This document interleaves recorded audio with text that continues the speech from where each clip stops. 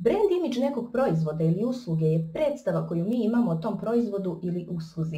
Danas se nećemo baviti time. Odabrala sam 10 brendova. Vežbat ćemo kako da ih izgovaramo na engleskom jeziku, a izneću vam i neke interesantne činjenice o njima. Ako vas sve to zanima, ostanite do kraja.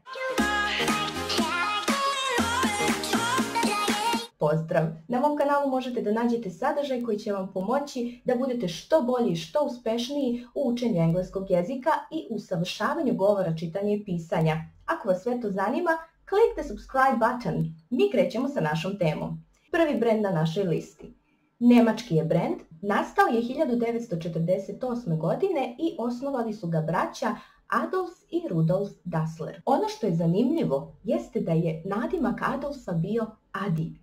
Nadam se da vam je sad jasnije. Ako pokušamo da spojimo nadimak sa početnim delom prezimena, dobit ćemo naš brend i on se izgovara Adidas.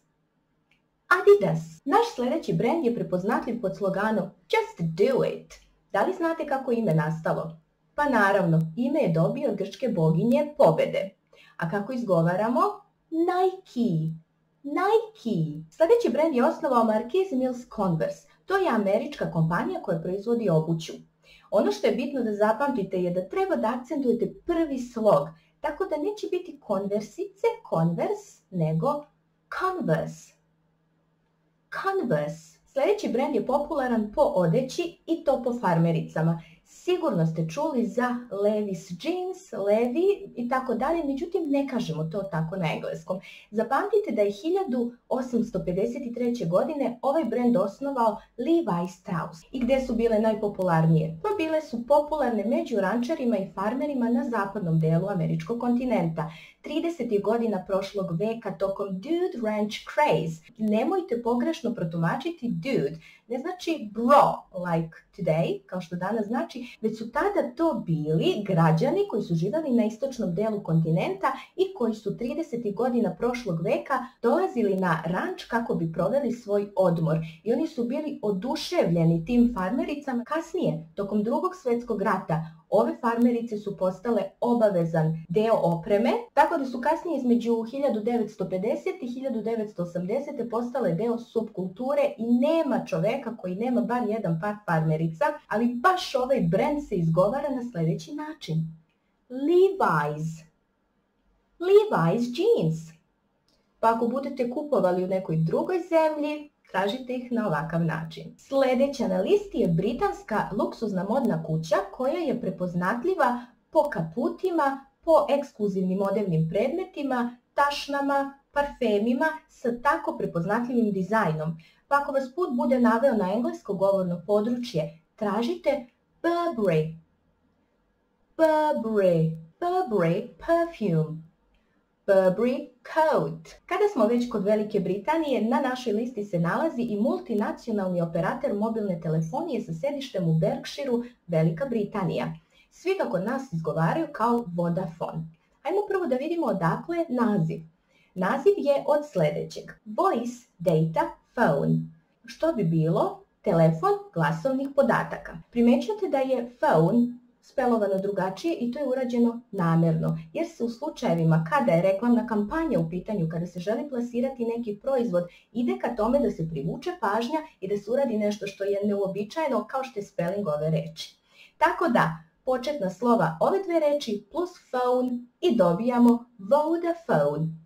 Vodafone. Tako se izgovara na engleskom. Prvo da vam kažemo dakle ova kompanija. Ova kompanija je iz Samsun Town, Južna Koreja. Ova kompanija je između ostalog poznata po tome što se nalazi na drugom mjestu u svijetu u oblasti informacione tehnologije. Sigurna sam da je svako od vas čuo za sljedeću marku telefona, koju bismo izgovorili na engleskom Samsung Galaxy. Tako da je Samsung u stvari Samsung. Samsung. Naziv sljedećeg brenda počinje slično kao prethodnog, međutim ovaj brend je osnovan u Koloradu, Sjedinjenim Američkim Državama i poznat je po proizvodnji kofera i torbi koje su vrhunskog kvaliteta. Pa ćemo na engleskom da kažemo Samsonite. Samsonite. Sljedeći brend na našoj listi će zanimati roditelje. Ako se nađete na odmoru i trebaju vam pelene, evo kako ćete ih tražiti. Za početak samo par zanimljivosti. Procter & Gamble je kompanija koja proizvodi ove pelene.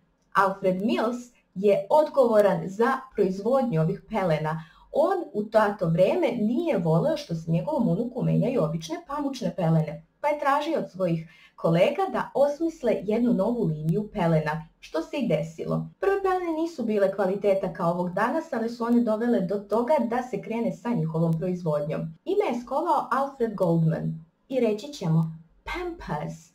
Pampers. Pretražujući internet nisam došla do određenih podataka kako je nastala ova reč, tako da ću smatrati da u osnovi ove reči leži engleska reč pamper, što u stvari znači ušuškati nekoga, to jest uljuljkati i učiniti sve da se ta osoba osjeća as comfortable as possible, što udobnije moguće. I posljednji brend na našoj listi ima veze sa hranom. Ne, nije McDonald's, ali je na drugom mjestu po svojoj popularnosti. Mi kažemo KFC, kako god da izgovarate, međutim na engleskom ćete svakako to spelovati kao KFC.